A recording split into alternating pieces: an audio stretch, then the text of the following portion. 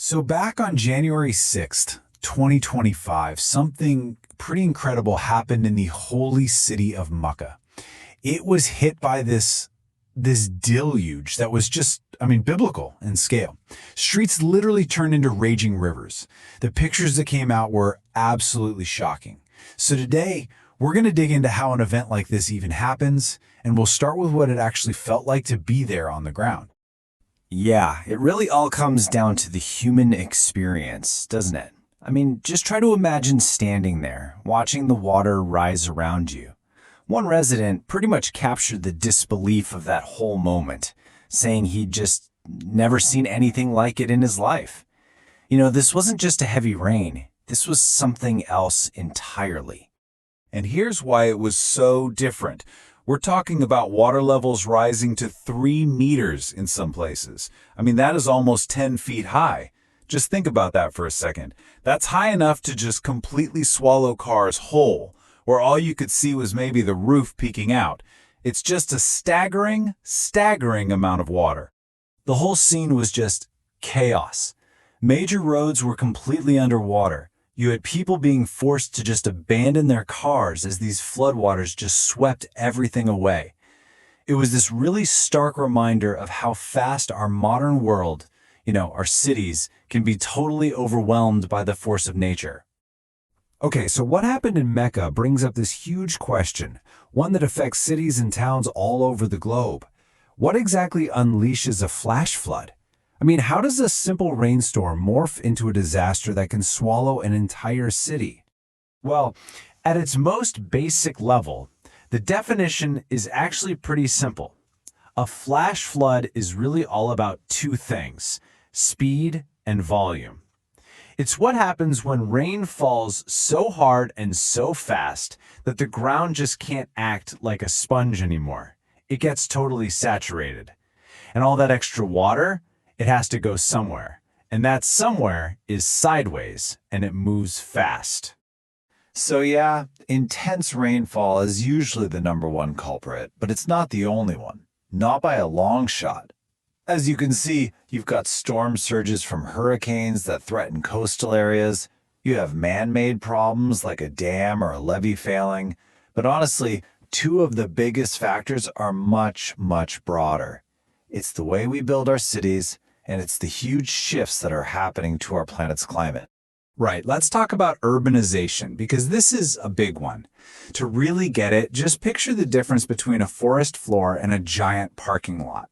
In the forest, right, the soil, the roots, they soak up a ton of water. But in a city, we've basically paved over that giant natural sponge with concrete and asphalt. So when a massive downpour hits, our streets become, for all intents and purposes, man-made riverbeds. They just channel that water with incredible speed and force. So understanding what causes these floods is one thing, but it's the consequences. That's where you see the true cost. A flood's impact doesn't just stop when the water goes down. Oh no. It sends these devastating ripple effects through every single part of a community for a long, long time. You can almost think of a flood's impact as coming in two waves. First, you have the immediate life and death stuff. The dramatic rescues, the damaged bridges, the power outages, people being forced out of their homes.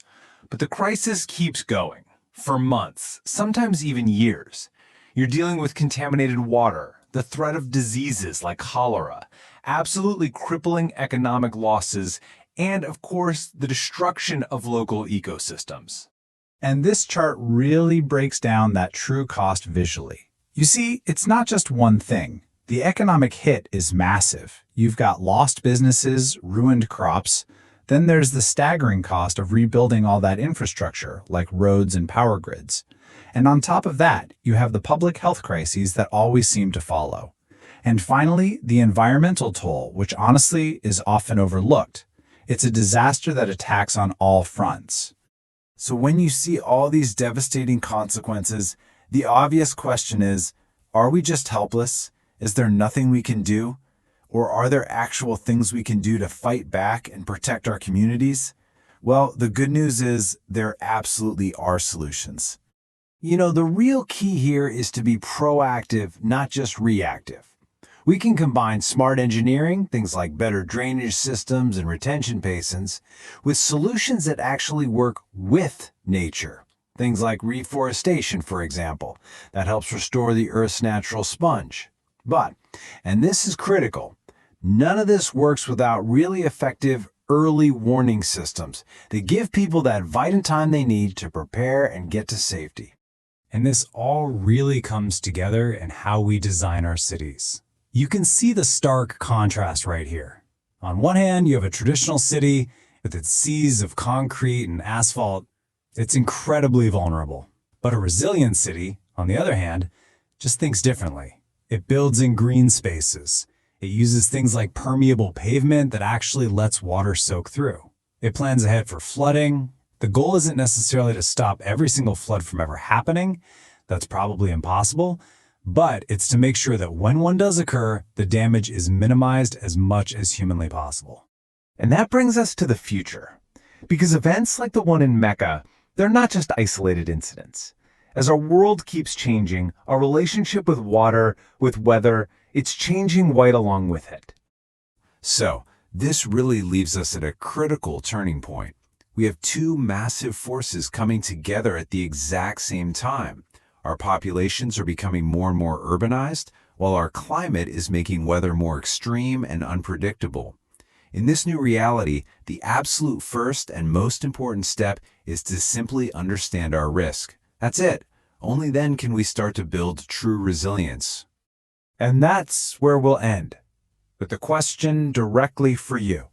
I want you to think about where you live. Think about the streets, the parks, the storm drains in your neighborhood. Look at the weather reports. This isn't some abstract problem happening halfway around the world. It's a local one, for all of us. So, as our weather gets more and more extreme, you have to ask yourself, how prepared is my community for the next big storm?